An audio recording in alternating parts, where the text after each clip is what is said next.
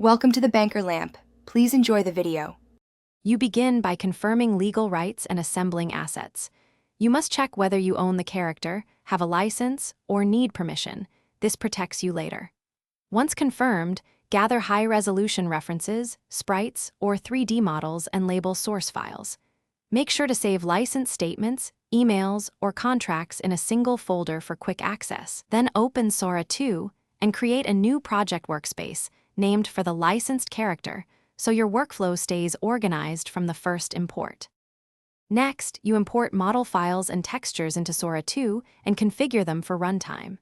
Start by dragging assets into the project, then retarget animations to match Sora's rig, and map bones so movements look natural. Once done, assign materials and tweak shaders to match the character's look while keeping performance top of mind. Make sure to set collision or hitbox parameters and create LODs for different distances. Finally, test a short animation loop to verify rigs and textures behave correctly in Engine. To finish, embed licensing information and creator credits directly into the project metadata and build notes so usage terms travel with the asset. Export a version package and run a test build on target platforms. Confirm animations, audio, and UI elements work as intended. Once published, monitor feedback and be ready to patch.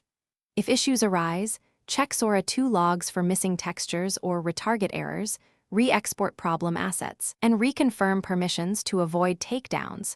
This one troubleshooting step. Thanks for watching. If this was helpful, leave a like and consider subscribing. See you next time.